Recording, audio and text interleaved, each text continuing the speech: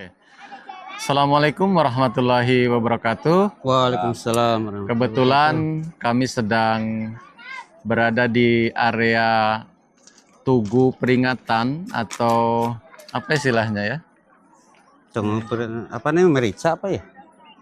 Ya lah, Tugu Peringatan yang menandai dibangunnya bendungan Wadas Lintang ini cukup luar biasa ya, dari PLTA Sudirman, mohon maaf bukan Wadas Lintang. PLTA Sudirman ini daya listriknya bisa menerangi Jawa dan Bali. Kami sedang berada di sini karena wisata Tarbiyat yang diselenggarakan oleh panitia KPA Jateng DIY pada tahun 2025 ini. Saya ingin bertanya ke Pak Jajang dulu, sebelah kanan ya, Sunnah Nabi ya. Dengan melihat antusiasme anak-anak, apa harapan Bapak ke depan untuk khususnya para peserta KPA dan jemaat ini? Ya, untuk peserta KPA baik dari LI, Lajnah ataupun dari Hudam atau Atpal, ini yang merupakan generasi emas untuk jemaat Ahmadiyah di masa depan. Dan ini juga yang seperti digambarkan dalam kisah Nabi Adam alaihissalam, yang beliau itu di Warokul Jannah. Ya, Warokul Jannah itu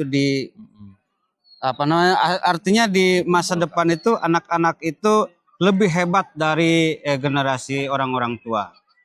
Itu harapannya lah, lebih hebat dari kita-kita, karena teknologi dan apapun itu pemikiran manusia itu terus berkembang. Yang mudah-mudahan harapannya lebih baik dari kita, dari generasi tua lah. Menyambung nih dari Kang Jajang, Pak Murti. Warokul Jannah kan menutupi aurat ya, menutupi kelemahan gitu. Kalau istilah yang bisa diambil dari peristiwa itu. Nah, dengan apa yang sebaiknya kita tularkan kepada anak-anak supaya bisa berfungsi seperti tadi Warokul Jannah? Ya, kalau melihat beberapa hari berkegiatan itu kan, dan maksud dari KPA itu, khusus pendidikan agama itu kan, menanamkan atau mentransformasi nilai-nilai kebaikan yang diajarkan Al-Quran dan Sunnah Nabi Muhammad SAW kepada anak-anak, kepada generasi di mana di tangan mereka lah kelak tanggung jawab ini akan diestafetkan, akan dilanjutkan. Jadi keberlanjutan kebaikan yang sudah dilakukan oleh orang tua mereka di forum ini atau di kegiatan ini, itu ditebalin lagi, diingatkan lagi dan ditanamkan lagi kepada anak-anak, sehingga kebaikan-kebaikan itu menjadi atau uswah hasanah itu akan menjadi suatu yang memberi dampak kepada mereka dan menjadi syafaat juga bagi mereka. Kan nilai-nilai kebaikan yang sudah diturunkan kepada mereka dari orang tuanya, dari para pendidik, guru-guru itu bisa mereka dapatkan dan mereka kembangkan. Oke, terima kasih. Kang Jajang, kembali nih ke Kang Jajang. Di sini tuh kan hanya efektifnya itu 3 hari saja begitu ya. Kita membersamai anak-anak belajar, beribadah, bersosial begitu ya. Tentu punya harapan besar ya dengan sepulang dari sini. Apa harapannya mereka di cabang-cabang kita nanti? Ya, harapannya sih di cabang-cabang nanti si anak didik kita itu dapat mempraktekkan apa yang telah mereka dapatkan dari, ya walaupun tidak tidak panjang waktunya atau tidak lama, tetapi setidaknya gesekan di istilahnya, kalau di istilah ilmu pengetahuan itu kan ada kohesi ya. Mm-mm. Tentunya ini kan akan membawa kebaikan. Karena apa? Karena pergaulan di sini kan pergaulan orang-orang baik. Oh, Nah, oke. sebagaimana kita lihatlah dari perjalanan kita diawali dengan tahajud, sesudah sholat kita membaca doa-doa dan sebagainya. Yang ini mudah-mudahan di cabangnya masing-masing dapat dipraktekkan dan membawa kepada kebaikan, Oke, keberkahan. intinya mempraktekkan apa yang didapatkan di sini, gitu ya harapan kita. Baik, Pak Murti, kita ini kan penyelenggara daerah, begitu ya. Tahun ini memang agak spesial karena kita digabung All Jateng 1, 2, 3, 4, 5 dan DIY. Ini mungkin terkait dengan kita di daerah dan hubungannya dengan pusat. Harapannya gimana? Dukungan dari pusat kepada kita itu seperti apa? Harapan Pak Murti? Ya, harapannya ya ini tidak saja menjadi ritual tahunan ya, tapi Ya, betul. betul-betul dipikirkan, di-create bagaimana generasi-generasi mendatang Ahmadi ini tidak hanya sekedar tagline generasi emas, ya kan, betul, tangguh, cerdas, tangguh dan beriman, tetapi itu diwujudkan dalam bentuk keberpihakan di dalam pembiayaan juga, begitu. Sehingga karena investasi pendidikan itu ya seperti istilah di PLN Sudirman ini ya, Jerbasuki Mawobeo. Jadi ini banyak yang meninggal di dalam pembangunan bendungan ini, yang kemudian perjuangan mereka di dalam mewujudkan kemakmuran di daerah maupun negara, bahkan ini situs nasional ya, ini vital, ini situs vital di sini. Mereka orang-orang tua kita dulu berkorban, bahkan nyawa mereka berikan, dan tugu ini menjadi monumental, mengenang bagaimana pengorbanan mereka untuk memberi kemakmuran bagi generasi yang akan datang. Mungkin mereka tidak menikmati ini. Sama dengan jemaat ini, ketika pusat ini mengalokasikan anggaran untuk pendidikan ini, maka kita hari ini akan bisa melihat hasilnya, akan melihat bagaimana masa depan jemaat ke depan itu hari ini, karena pendidikan itu tidak dinikmati hari ini. Pendidikan yang menikmati kesuksesan, generasi yang menikmati hari ini ya adalah kesuksesan milik 10-20 tahun yang lalu. Dan kita akan menikmati kesuksesan pendidikan yang kita bekalkan kepada anak-anak ini 10-20 tahun ke depan. Jadi jangan berpikir instan bahwa hari ini kita berikan sesuatu mereka akan hebat atau mereka sesuai dengan apa yang menjadi harapan kita.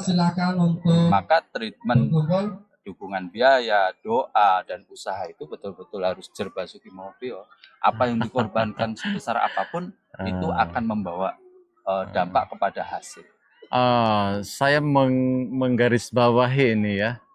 Betul, ini istilah yang sejak dulu saya dengar, tapi penjelasannya baru gamblang hari ini, Jerbasuki Mawobeo. Berarti segala sesuatu itu memang perlu biaya.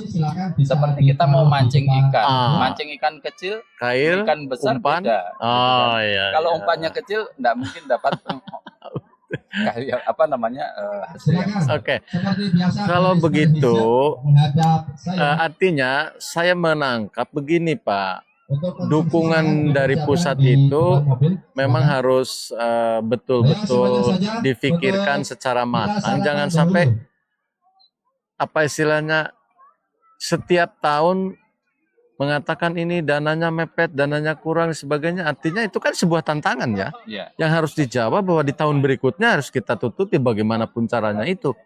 Karena betapa pentingnya hasil daripada KPA ini. Saya saja terus terang menjadi mubalik karena hasil dari KPA salah satunya. Nah ini Kang Jajang. Dan maaf, sedikit tambahkan.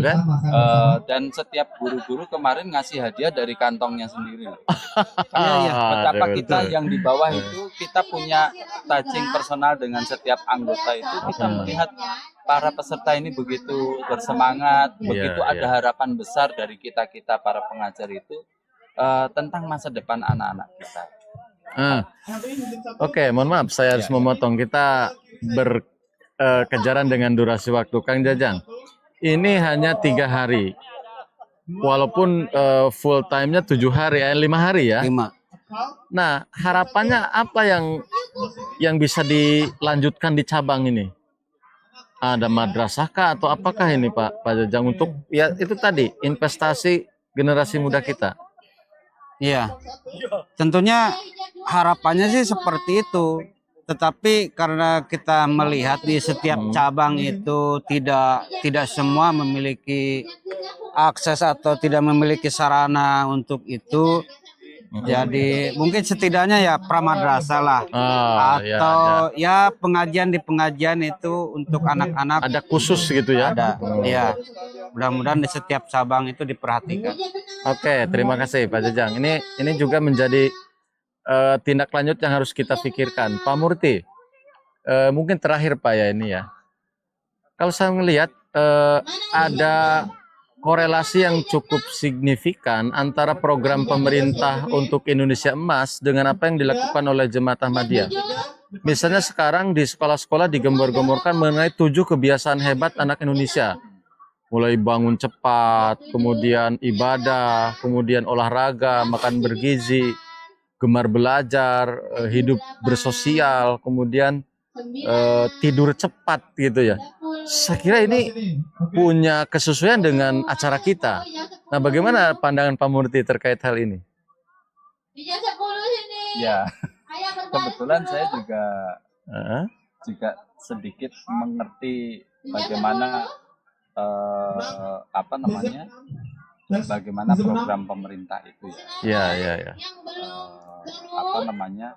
Yang kemudian itu ada korelasi lah, ada irisan dengan Program kita. Ya, saya pernah membuat modul dan sampai hari ini ada itu juga 7 kebiasaan baik atau 7 karakter yang ingin kita tanamkan kepada anak-anak didik yang di setiap weekend class ya, kita tanamkan. Dan itu sangat ada keterkaitan dengan program pemerintah yang sedang digalakkan. Oke. Saya kira ini yang bisa kita ketengahkan di dalam dialog kita kali ini. Apa yang dilakukan oleh kita, pemerintah, siapapun itu, tujuan yang terpenting dari itu semua adalah bagaimana kita menyiapkan generasi muda. Pepatah Cina misalnya mengatakan kalau gelombang itu ingin sampai ke tepian, maka gelombang berikutnya harus lebih besar. Artinya generasi-generasi penerus kita harus lebih besar kapasitas kemampuannya dalam segala hal.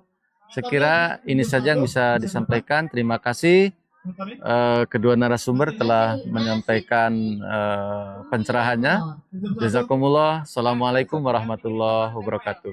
Waalaikumsalam warahmatullahi wabarakatuh.